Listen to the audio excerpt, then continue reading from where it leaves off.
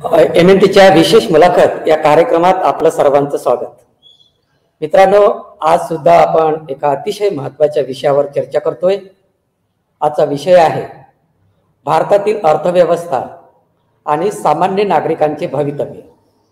आपल्याला कल्पना आहे की भारतातली जी अर्थव्यवस्था आहे त्या अर्थव्यवस्थेमध्ये प्रत्येक नागरिकाचा आपला वाटा असतो. साधारण बिस्किटचा पुडा जरी आपण विकत घेतला तरी त्यावर इन्क्लुडिंग टॅक्स असं लिहिलेलं असतं, म्हणजे टॅक्ससह, करासह तुमचे त्याच्यामध्ये पैसे घेतलेले असतात.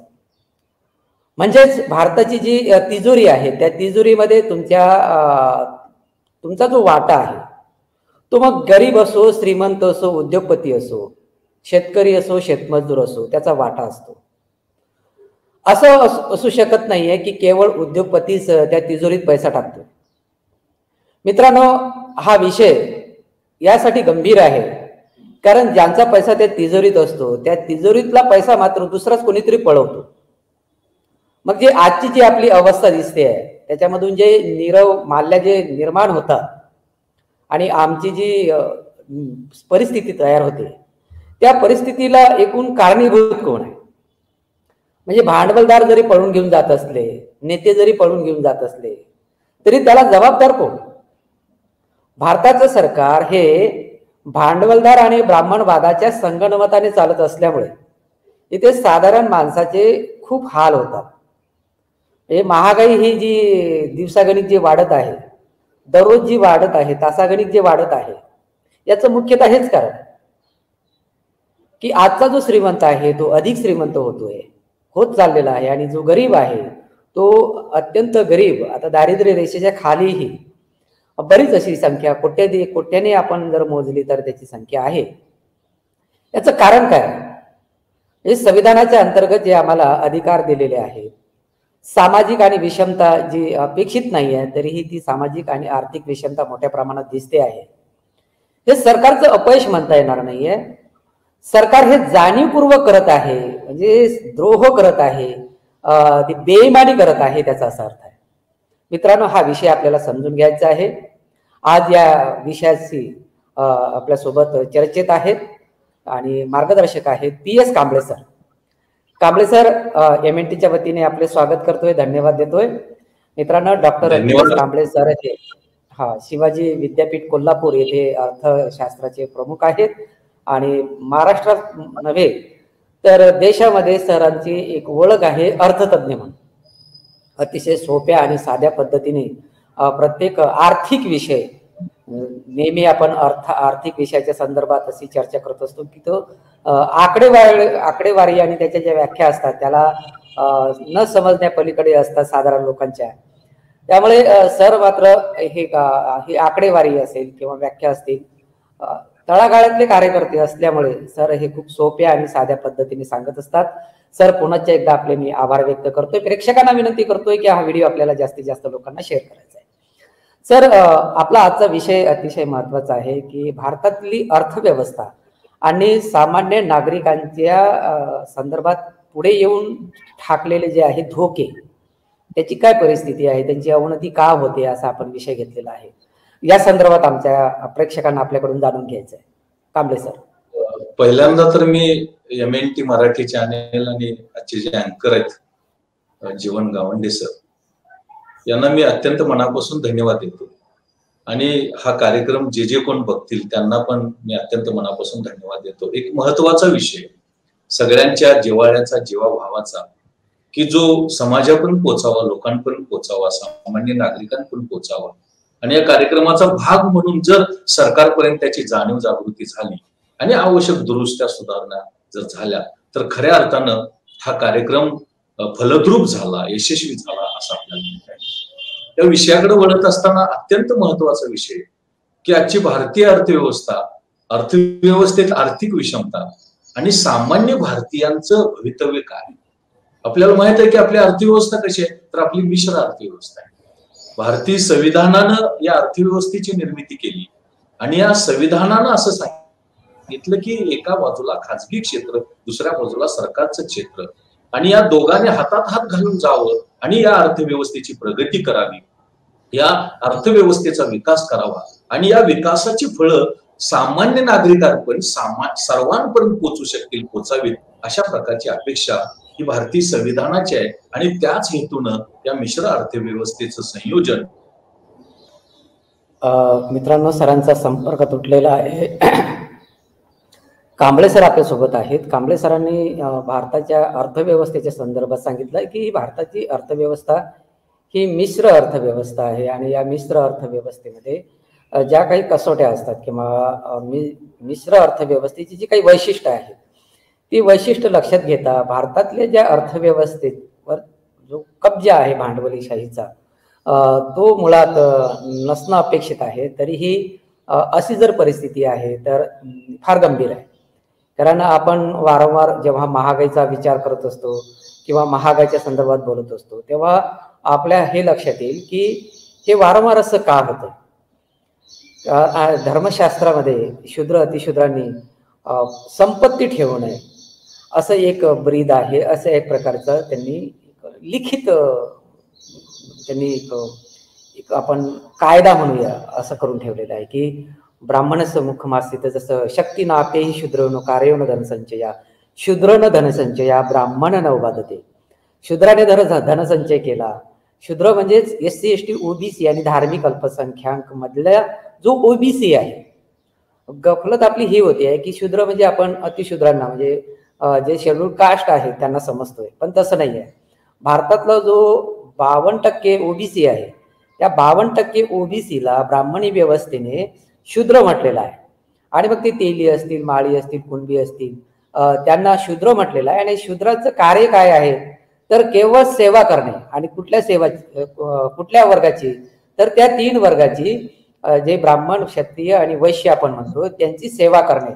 म्हणून धर्मशास्त्रामध्ये शक्ती नापेही शूद्रनो कार्य न धनसंचया, शूद्रो न धनसंचया ब्राह्मण न बाधते.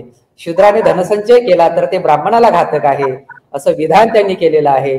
म्हणून तुमच्याकडे पैसा येऊ नये ही तजवीज आजचं सरकार करते आहे. सर, तुमच्याकडे खरं म्हणजे एका महत्वाच्या विषयावरती चर्चा करत असताना मी असं म्हणत होतो की 1947ला स्वातंत्र्य मिळालं. 47 ते 50, 51 ते 90 आणि 1991 ते 2022 या कालावधीमध्ये भारतीय अर्थव्यवस्थेमध्ये जे बदल होत गेले, संविधानामध्ये अंतर्भूत करण्यात आलेली, संविधानामध्ये देण्यात आलेली मिश्र अर्थव्यवस्था, यापासून आपण विचलित होत आहोत, यापासून आपण बाजूला जात आहोत. आणि आपल्या भारतीय अर्थव्यवस्थेची जी वाटचाल आहे ती भारतीय अर्थव्यवस्थेची वाटचाल ही मुक्त अर्थव्यवस्थेकडं, ही बाजाराधिष्ठित अर्थव्यवस्थेकडे चाललेली आहे, अशा प्रकारचं चित्र आपल्या अर्थव्यवस्थेमध्ये दिसतं. आणि त्याचाच परिणाम म्हणून आपल्याला सार्वजनिक क्षेत्राचं, सरकारच्या क्षेत्राचं जे अस्तित्व आहे ते अस्तित्व सातत्यानं कमी कमी होत असल्याचं आणि खाजगी क्षेत्राचं प्राबल्य हे अधिकाधिक होत असल्याचं चित्र आपल्याला दिसतं. 91 नंतरच्या कालावधीमध्ये आपण जो खाजगीकरण, शिथिलीकरण आणि जागतिकीकरणाचा जो कार्यक्रम राबवला, ज्याला आपण आर्थिक सुधारणा असं म्हणायला लागलो, त्या आर्थिक सुधारणांचा फायदा अर्थव्यवस्थेला झाला नाही असं नाही. निश्चितपणे भारतीय अर्थव्यवस्थेला त्याचा फायदा झाला. अर्थव्यवस्थेचा जो विकासाचा दर आहे तो विकासाचा दर हा सुधारण्यामध्ये, हा बदलण्यामध्ये, हा वाढत जाण्यामध्ये निश्चितपणे त्याची मदत झाली. अगदी तुम्हाला आकडा सांगायचं झालं तर 1947 ते 1950 या कालावधीमध्ये फारसा आपल्या देशाचा विकास झाला नाही. पण नंतरच्या कालावधीमध्ये 1951 ते 90 या कालावधीमध्ये साधारणतः भारतीय अर्थव्यवस्था ही 5% वाढत गेली. 47 ते 1950 या कालावधीमध्ये अर्थव्यवस्थेचा वृद्धी दर होता तो विकासाचा दर साधारणतः 3.5% राहिला. आणि याचा परिणाम म्हणून आपल्याला असं दिसतं 91 नंतरच्या कालावधीमध्ये निश्चितपणे भारतीय अर्थव्यवस्थेच्या आर्थिक वृद्धीचा, ज्याला आपण GDP असं म्हणतो, स्थूल देशांतर्गत उत्पादन असं म्हणतो, त्या स्थूल देशांतर्गत उत्पादन वाढीचा दर हा निश्चितपणे वाढल्याचं आपल्याला दिसतं. काही मोजके आकडे जर तुम्हाला सांगायचे ठरवले तर आपल्याला असं लक्षात येईल की 1951-52 मध्ये आपलं जे स्थूल देशांतर्गत उत्पादन आहे ते साधारणतः 2.3% वाढलं. 1990-91 मध्ये ते 5.7% वाढलं, 95-96 मध्ये ते 7.3% वाढलं आणि 21-22 मध्ये साधारणतः 10.7% वाढलं. एकंदरीत आपण आर्थिक वृद्धी, ज्याला आपण जीडीपी असं म्हणतो, स्थूल देशांतर्गत उत्पादन असं म्हणतो, ते स्थूल देशांतर्गत उत्पादन हे निश्चितपणे वाढत जाण्यास मदत झालेली आहे, वाढण्यास या सुधारणांचं योगदान मिळालेलं आहे, मदत झालेली आहे असं आपल्याला दिसतं. आणि याचाच परिणाम म्हणून शेतीची जी वृद्धी आहे, शेतीचा जो विकास आहे 51-52 मध्ये 2% झाला, तर 90-91 मध्ये 4.8% झाला आणि साधारणतः 21-22 मध्ये तो 5.2% झाल्याचं चित्र हे आपल्याला दिसतं. तर औद्योगिक क्षेत्राची जी वाढ आहे, त्या औद्योगिक क्षेत्राची वाढ 51-52 ला 4.7%, 90-91 ला 6.9% आणि 21-22 ला 11.6% झाली. आणि बाकीचं जे आहे ते सगळं सेवा क्षेत्रामध्ये त्याची वाढ झाली असं आपल्याला दिसतं. आणि याचा परिणाम म्हणून आपलं जे दरडे उत्पन्न आहे ते दरडे उत्पन्न वाढलं आणि दरडे उत्पन्नातली जी वाढ आहे ती दरडे उत्पन्नातली वाढ या स्थूल देशांतर्गत किंवा राष्ट्रीय उत्पन्नाच्या वाढीबरोबर वाढत गेली. आपण आपली अर्थव्यवस्था शेतीप्रधान अर्थव्यवस्था म्हणून आपण ओळख करून देत असताना 1951-51 मध्ये शेतीचं योगदान देशाच्या एकूण आर्थिक प्रगतीतलं हे 56% होतं, ते साधारणतः 90-91 ला 33.2% पण कमी झालं. 2007-08 मध्ये 19.4% झालं आणि 21-22 ला 18.8% झालं. म्हणजे शेतीचं योगदान अर्थव्यवस्थेच्या एकूण आर्थिक प्रगतीमध्ये कमी होत असल्याचं चित्र दिसतं. तर औद्योगिक क्षेत्राचं योगदान 14.9%, 50-51 ला, 90-91 ला 25.2%, 2007-08 ला 24.9% आणि 21-22 ला 18.8% झाल्याचं आपल्याला दिसतं. पण सर्व्हिस, ज्याला आपण सर्व्हिस सेक्टर असं म्हणतो, सेवा क्षेत्र असं म्हणतो, त्या सेवा क्षेत्राचं योगदान हे 50-51 मधल्या 29% वरून 90-91 मध्ये 42% पर्यंत आणि लेटेस्ट आता 21-22 मध्ये 53% पर्यंत वाढलेलं आहे. म्हणजे आपण आपली ओळख शेतीप्रधान अर्थव्यवस्था अशी जरी करत असलो तरी सुद्धा देशाच्या एकूण प्रगतीमध्ये सेवा क्षेत्राचं जे योगदान आहे ते सेवा क्षेत्राचं योगदान हे फार महत्वाचं आहे, अनन्यसाधारण आहे, हे आपल्याला या अनुषंगाने दिसतं. पण कुठल्याही देशाचा विकास हा शेतीवरती आणि उद्योगावरती होणं आवश्यक आहे. सेवा क्षेत्रातल्या विकासावरती किंवा योगदानावरती जेव्हा एखादी अर्थव्यवस्था आपली प्रगती करत असते, विकास करत असते, तेव्हा ती चिरंतन टिकू शकत नाही, दीर्घकाळ टिकू शकत नाही. म्हणजे भविष्यामध्ये आपल्याला विकासाची जी नीती आहे ती बदलावी लागेल. औद्योगिक क्षेत्राचा आणि शेती क्षेत्राचा विकास कसा होऊ शकेल याचा विचार आपल्याला करायला पाहिजे. 1918 मध्ये डॉक्टर बाबासाहेब आंबेडकरांनी स्मॉल होल्डिंग इन इंडिया आणि ते रेमिडीज मध्ये सांगितलं होतं की औद्योगिक क्षेत्राचा विकासच तुमचा विकास करू शकतो. बाकीच्या विकासातून आपण अर्थव्यवस्थेचा विकास करू शकत नाही. आणि नुसत्या शेतीचा अलग विकास, वेगळा विकास आपल्याला करता येणार नाही. शेती आणि उद्योग हातात हात घालून जायला पाहिजे, मग त्यातून त्या अर्थव्यवस्थेची प्रगती होऊ शकते. ते 18ला मांडलेलं बाबासाहेबांचं प्रपोजिशन म्हणा किंवा सिद्धांत म्हणा, आज आपल्याला तो लागू पडतो तंतोतंत, हे या अनुषंगानं विचारामध्ये घेणं आवश्यक आहे. 1991 नंतरच्या कालावधीमध्ये निश्चितपणे आर्थिक प्रगती होत गेली.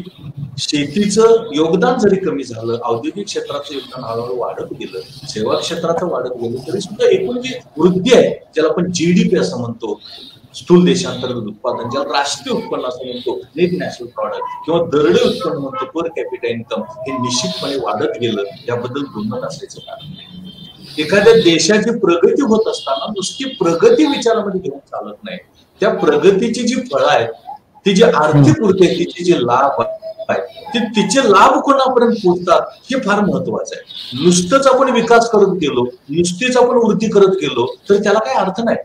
आपल्यासारखे 140 कोटी देशामधल्या लोकांमध्ये 140 कोटी लोकांपर्यंत या विकासाची फळं जातात का, या विकासाची फळं पोहोचतात का, हा महत्वाचा मुद्दा आहे. नुसती वृद्धी काय कामाची नाही, त्याची फळं कोणापर्यंत जातात किंवा त्याची फळं कोण चाकतोय ते महत्वाचं आहे. आणि याचा विचार करत असताना आजचं जे चित्र आहे ते फार गंभीर आहे आणि ते तुमच्यापर्यंत पोहोचवणं हाच आजच्या कार्यक्रमाचा खरा हेतू आहे, हे तुम्हाला माहित असणं आवश्यक आहे. आज चित्र काय दिसतं, आज चित्र आपल्याला दिसतं की आर्थिक विषमता फार मोठ्या प्रमाणावरती वाढत चाललेली आहे. आर्थिक विषमता म्हणजे काय? संपत्ती, देशाची संपत्ती, देशाचं राष्ट्रीय उत्पन्न आणि देशाचा उपभोग खर्च यामध्ये फार मोठी दरी, यामध्ये फार मोठी असमानता, यामध्ये फार मोठी विषमता, याला पण आर्थिक विषमता असं म्हणून. आणि 91 नंतरच्या कालावधीमध्ये आपण अर्थव्यवस्था मुक्त करायला लागलो, शिथिल करायला लागलो, खाजगीकरण वाढवायला लागलो, जागतिकीकरणाला आपण चिकटून राहू लागलो, परदेशातला आपण स्वीकारू लागलो. याचा परिणाम म्हणून वृद्धीला मदत झाली, पण त्याचबरोबर त्या वृद्धीची फळं आहेत जी काही कुटुंबांच्या हातामध्ये, काही श्रीमंतांच्या हातामध्ये केंद्रित व्हायला लागली. आणि त्यामुळे श्रीमंत अतिश्रीमंत झाला आणि गरीब अतिगरीब झाला. आणि गरीब आणि श्रीमंत यांच्यातली जी दरी आहे, यांच्यातली जी तफावत आहे, ती तफावत फार मोठ्या प्रमाणावरती वाढत असल्याचं चित्र आपल्याला दिसतं.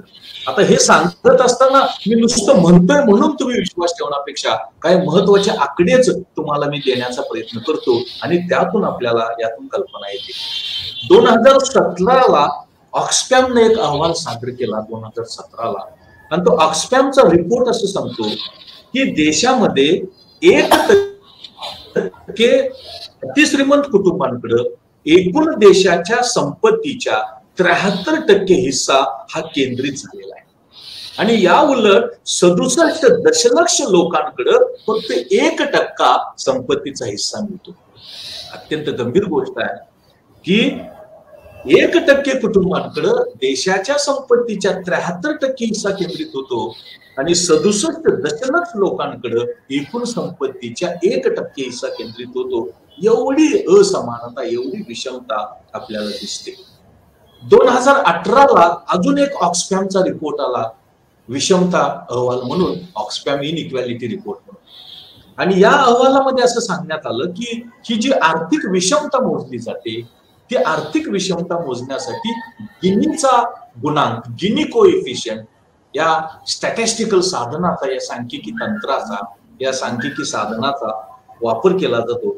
आणि 2018चा हा रिपोर्ट असं सांगतो की आपली जी हा जो गिनीचा गुणांक आहे, तो गिनीचा गुणांक हा 2008 मध्ये 81.2% होता, तो 2018 मध्ये 85.4% आपण केला.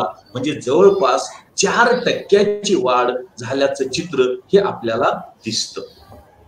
विशेष महत्वाची गोष्ट म्हणजे 2020 मध्ये एक अहवाल आला, वर्ल्ड इनइक्वॅलिटी लॅब रिपोर्ट म्हणून. आणि 2020च्या या वर्ल्ड इनइक्वॅलिटी लॅब रिपोर्टनं असं सांगितलं की चीन आणि भारत या दोन्ही देशांमध्ये आर्थिक विषमता वाढायला लागलेली आहे. कारण चीन पण मुक्त धोरणाकडे चाललेला आहे आणि आपण पण मुक्त अर्थव्यवस्थेकडे चाललेलो आहे. आणि त्याचा परिणाम म्हणून 1990 ते 2000 या कालावधीमध्ये चीन आणि भारत यामधली विषमता ही वाढत चाललेली आहे. पण या दोन्हीमध्ये फरक असा आहे की भारतामध्ये 10% श्रीमंत कुटुंबांचा हिस्सा 1980 मधल्या 30%वरून 2019 मध्ये तो 56% पर्यंत वाढला.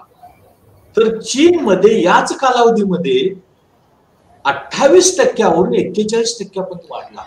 म्हणजे चीनपेक्षा सुद्धा आपल्या देशातली जी आर्थिक विषमता आहे, म्हणजे संपत्ती, उत्पन्न आणि उपभोगाचं वाटप आहे, ते फार विषम गतीनं, फार असमान गतीनं होत चालल्याचं आपल्याला दिसतं.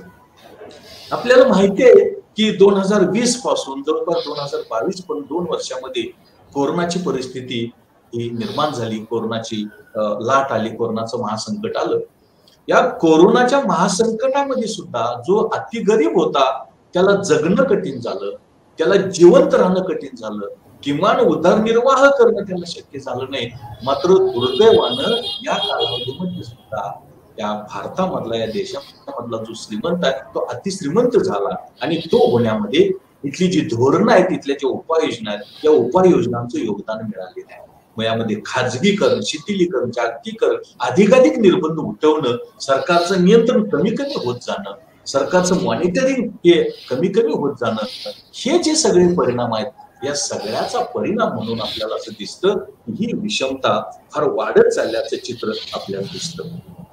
गेल्या 1 वर्षाच्या कालावधीमध्ये म्हणजे 2020 ते 2021 या कालावधीमध्ये 12 महिन्याच्या कालावधीमध्ये आपल्या देशातली जी संपत्ती आहे ती 151 अब्ज अमेरिकन डॉलर एवढी निर्माण झाली, किंवा भारतीय रुपयाच्या स्वरूपामध्ये ते सांगायचं झालं तर 10,591 अब्ज रुपये इथपर्यंत वाढलेले आहेत. आणि यामध्ये 1% जे अतिश्रीमंत लोक आहेत, हे 1% अतिश्रीमंत लोकांचा जो हिस्सा आहे तो 39% झाला, तर 50% गरीब लोकांचा हिस्सा 3% राहिलेला आहे. 1%कडं 39% संपत्तीचा हिस्सा आहे आणि 50%कडं 3% एवढाच हिस्सा आहे. ही जी विषमता आहे ती विषमता तुम्हाला लक्षात येईल. यापेक्षा महत्वाची गोष्ट म्हणजे 2020-21 या कालावधीमध्ये आपण एका बाजूने भूक बळी झाले, स्थलांतरित कामगारांचा प्रश्न निर्माण झाला, मजुरांचा प्रश्न निर्माण झाला, कामगारांचा प्रश्न निर्माण झाला. ही एका बाजूला होत असताना सुद्धा 1 वर्षाच्या कालावधीमध्ये आपण 18 नवीन अब्जाधीशांची ऍड केलेली आहे, भर घातलेली आहे. या 1 वर्षाच्या कालावधीमध्ये 18 नवीन अब्जाधीश निर्माण केलेले आहेत आणि एकूण आपल्या देशामध्ये अब्जाधीशांची जी संख्या आहे त्या अब्जाधीशांची संख्या, ज्याला आपण बिलिनियर असं म्हणतो, त्यांची संख्या आता 119 आहे आणि 18 जणांची भर आपण या कालावधीमध्ये घातलेली आहे असं चित्र आपल्याला दिसतं.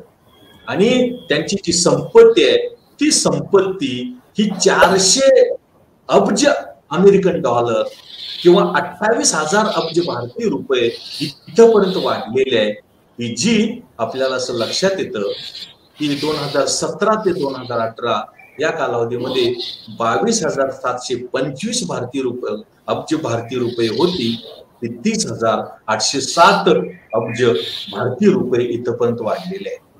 विशेष महत्वाची गोष्ट म्हणजे ही जी संपत्ती आहे या अब्जाधीशांकडं, ही संपत्ती केंद्र सरकारचं जे बजेट आहे त्या केंद्र सरकारच्या बजेटपेक्षा जास्त आहे. ती जी रक्कम आहे ती 24,422 अब्ज रुपये भारतीय रुपये एवढी मोठी ती संपत्ती आहे, त्याचं मूल्य आहे की जे केंद्र सरकारचं अंदाजपत्रक आहे त्या केंद्र सरकारच्या अंदाजपत्रकाच्या रकमेच्या कितीतरी जास्त आहे.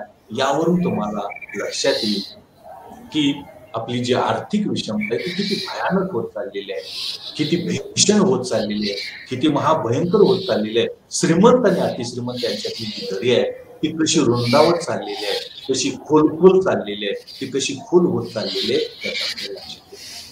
2022 चा लेटेस्ट आकडा तुम्हाला सांगतो. 2022 ला वर्ल्ड इनइक्वॅलिटी रिपोर्टचा अहवाल आलेला आहे आणि तो तर भयानकच आहे. हा 2022 चा तुम्हाला आकडा सांगतो की 2022 मध्ये 50% गरीब लोकांचा देशाच्या उत्पन्नामधला जो हिस्सा आहे तो देशाच्या उत्पन्नामधला हिस्सा फक्त 13.1% आहे. 2022 चा आकडा सांगतो तुम्हाला. देशाचं जे एकूण उत्पन्न आहे ते एकूण उत्पन्नामध्ये गरीब 50%, सामान्य 50% लोकांचा हिस्सा एकूण उत्पन्नातला फक्त 13.1% आहे आणि संपत्तीतला हिस्सा त्यापेक्षा वाईट अवस्था आहे, फक्त 6% आहे.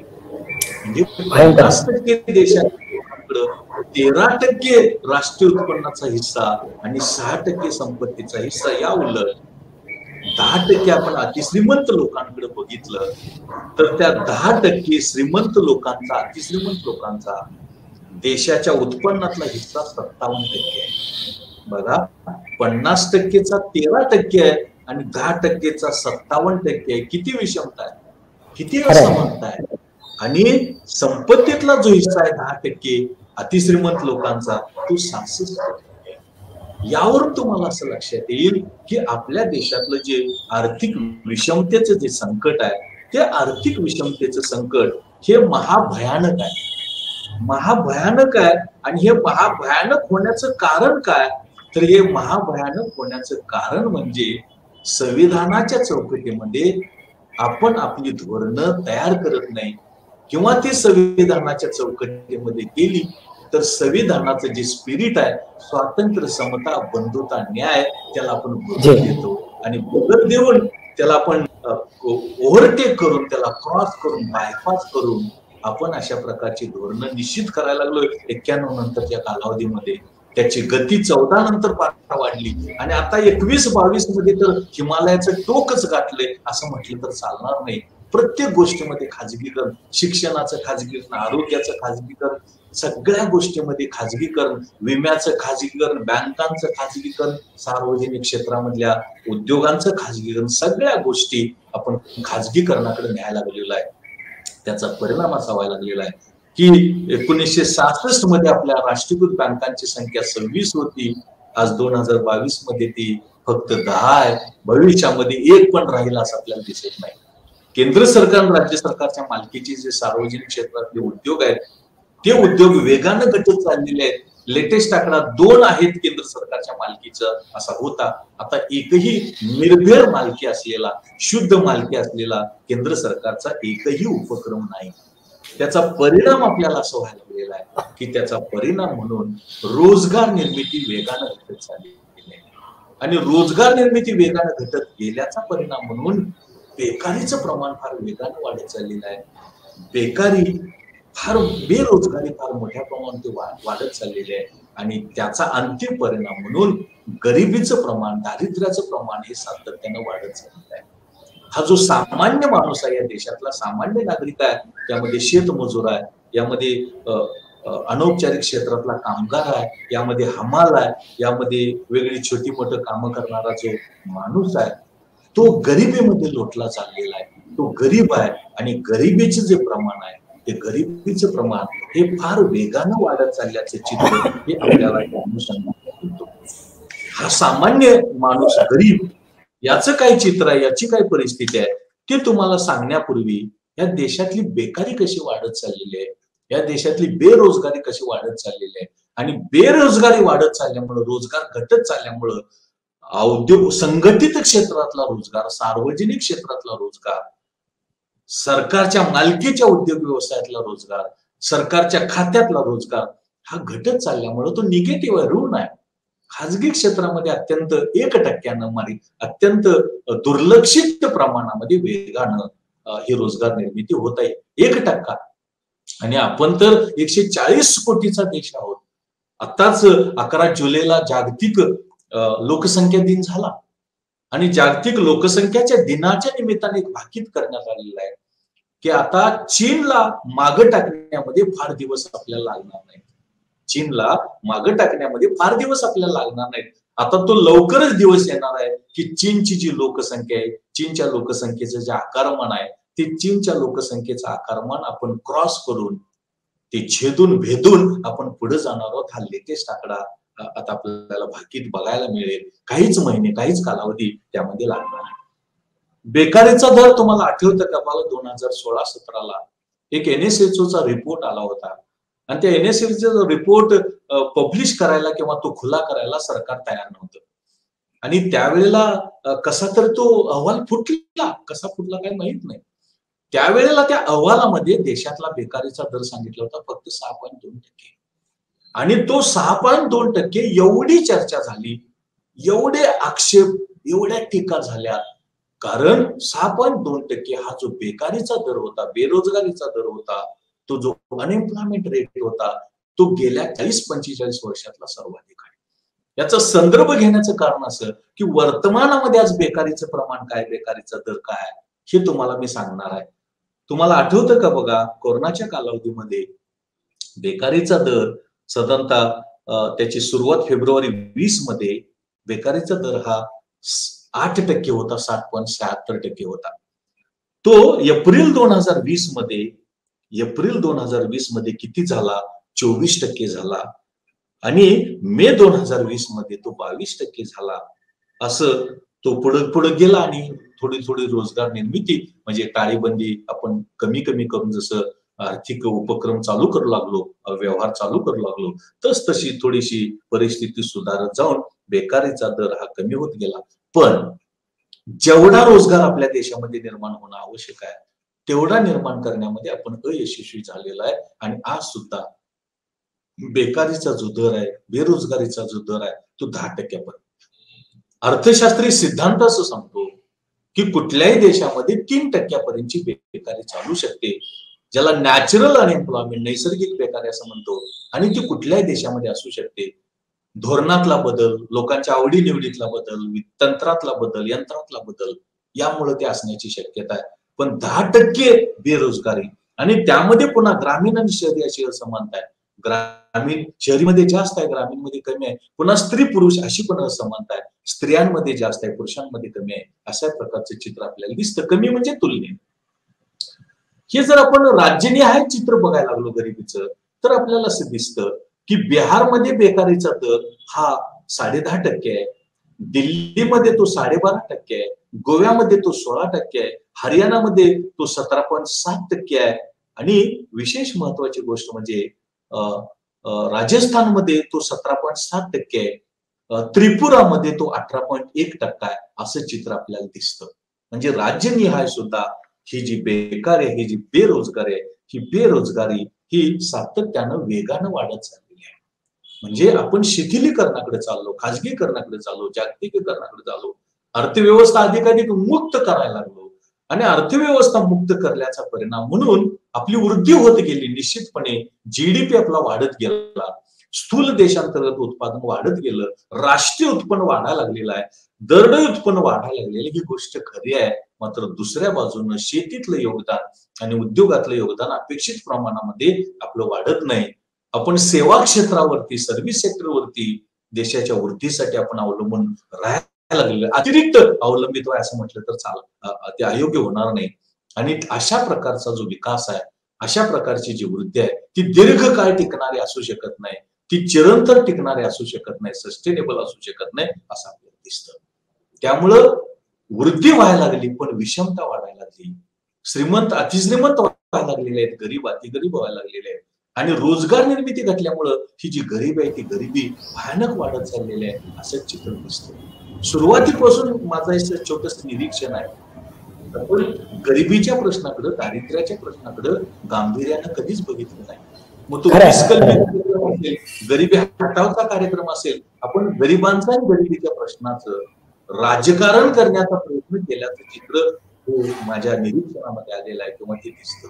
आणि त्यामुळं गरिबीच्या प्रश्नाकडे जेवढ्या गांभीर्यानं आपण बघायला पाहिजे, जेवढ्या सिरियसली बघायला पाहिजे, कारण आता 2030 मध्ये एक बंधन आहे, जगाचं बंधन आहे की सस्टेनेबल चिरंतन विकासाची उद्दिष्ट आपल्याला साध्य करायचे आहेत.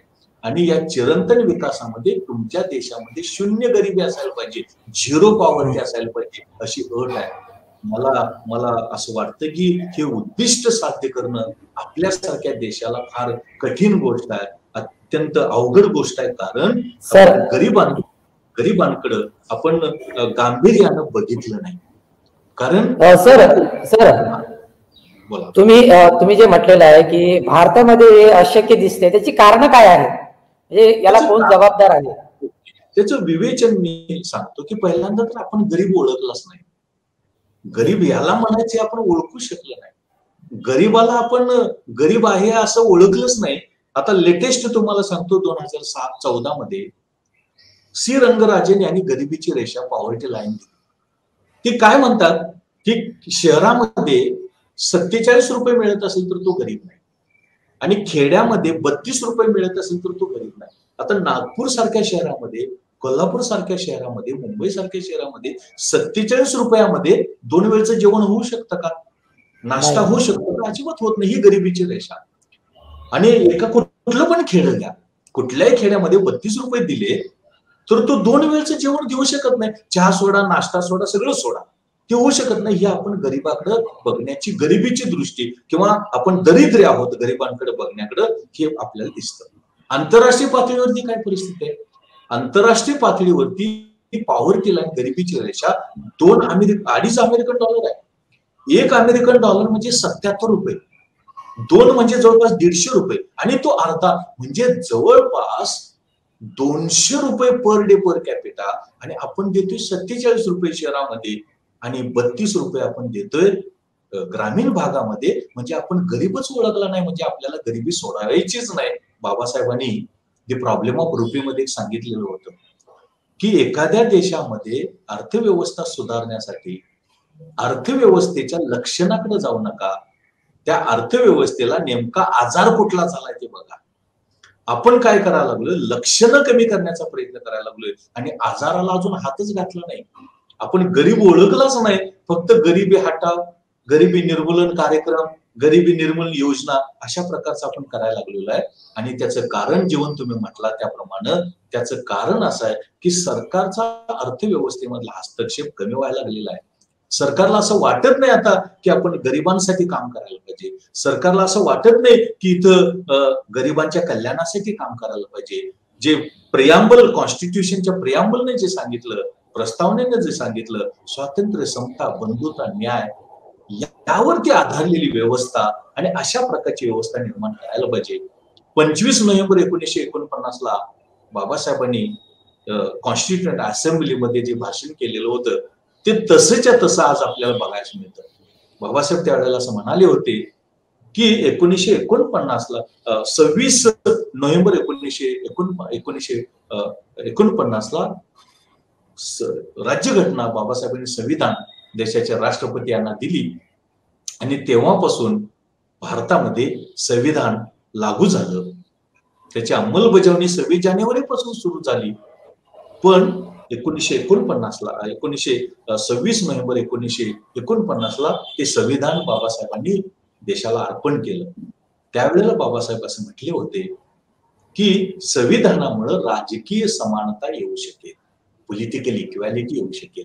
कारण का, या संविधानामध्ये राजकीय व्यवस्था समान निर्माण करण्यासाठी, समानता निर्माण करण्यासाठी एक व्यक्ती, एक मत, एक मूल्य ही व्यवस्था येणार आहे.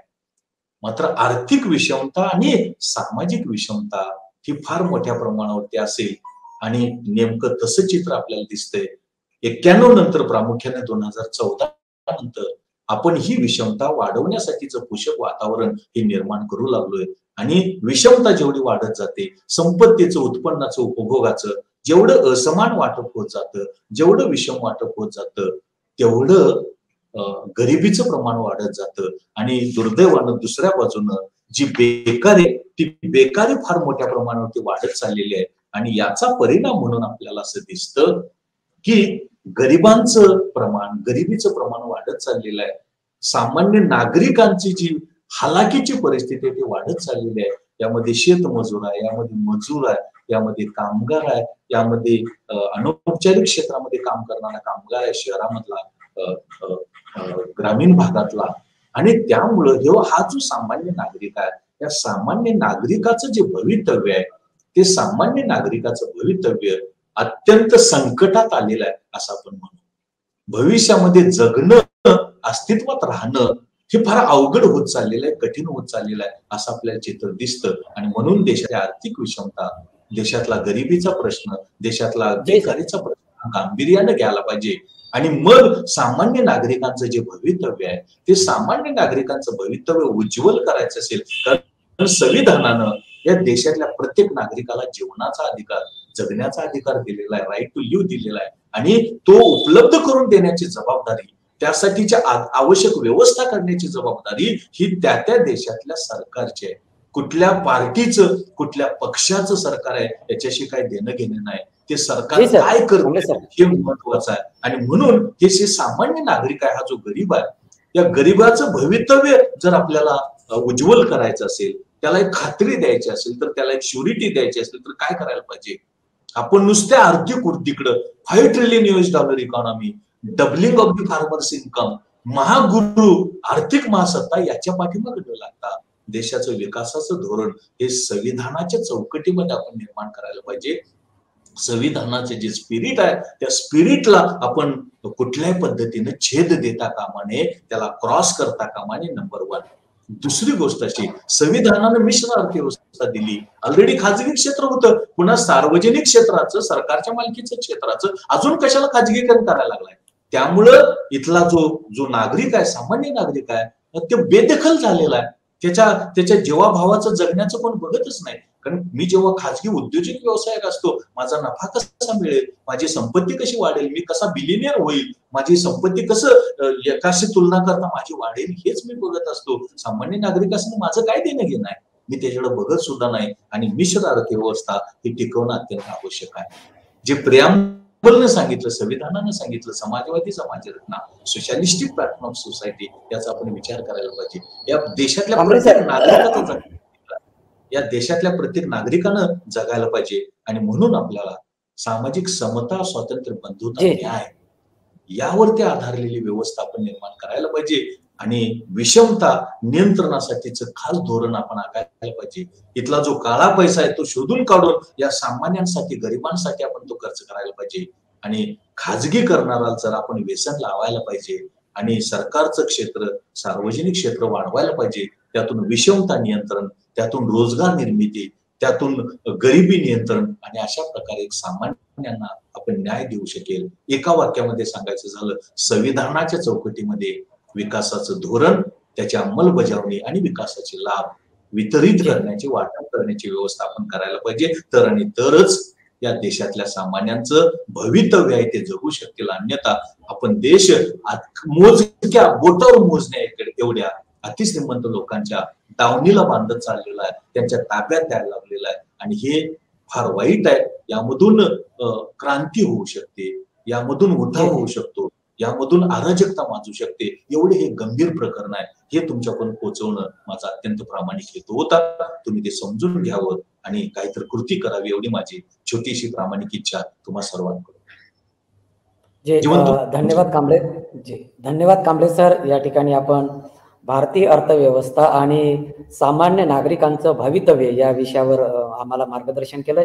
मित्रांनो, ही व्यवस्था जर आपल्याला बदलायची असेल तर लोकांमध्ये त्यांच्या हक अधिकाराच्या संदर्भात जागृती करावी लागेल. संविधानाने त्यांना जगण्याचा अधिकार दिलेला आहे. गेल्या 75 वर्षापासून सुरुवातीला काँग्रेसने 20 कलमी कार्यक्रमाच्या अंतर्गत त्यांनी गरिबी हटावचा नारा दिला होता. ती गरिबी हटली नाही, गरिबी संपली नाहीये. उलट गरिबीचे आकडे सरांनी सांगितल्याप्रमाणे ते वाढत आहे, टक्केवारी वाढत आहे. आणि टक्केवारी का वाढत आहे? कारण आजचं जे सरकार आहे ते भाजप असेल काँग्रेस असेल, हे दोन्ही एकाच नाण्याच्या दोन बाजू आहेत. भाजप सरकार किंवा काँग्रेस सरकार यांना इथल्या ब्राह्मणी व्यवस्थेला स्थापित करून इथला जो मूलनिवासी बहुजन समाज आहे त्याला त्यांच्या संविधानाचा म्हणजे मनूच्या अंतर्गत जे आमची व्यवस्था आहे, मनूच्या अंतर्गत काय व्यवस्था आहे, मगाशी सांगितल्याप्रमाणे की शक्ती नापे ही शूद्रोन कार्योन धनसंचया, शूद्रोन धनसंचया ब्राह्मण नवबाधते. शूद्राने जर धनसंचय केला, शूद्राने जर संपत्ती ठेवली तर संपत्ती कुठून येईल, पैसा कुठून येईल? तर त्याला रोजगार उपलब्ध करून द्यावा लागेल, रोजगार उपलब्ध करून द्यावे लागेल, त्याला नोकरी द्यावी लागेल. म्हणूनच त्यांनी ही दारं बंद केलेली आहेत खाजगीकरणाच्या माध्यमातून. 90च्या नंतरचं जे धोरण आहे ते आज 30 वर्षे झालेले आहेत. त्यावर उठाव व्हायला पाहिजे होता, त्या विरोधात बंड व्हायला पाहिजे होतं, त्या विरोधात विद्रोह होणं अपेक्षित होतं. मात्र तसं झालेलं नाही आहे. कारण लोकांना ही गुलामीची सवय लागू नये यासाठीच हा आजचा कार्यक्रम आहे, हा अट्टहास आहे. सर, आपण या ठिकाणी आलात आणि आम्हाला मार्गदर्शन केलंय. MNTच्या वतीने पुन्हा एकदा आपले आभार व्यक्त करतोय.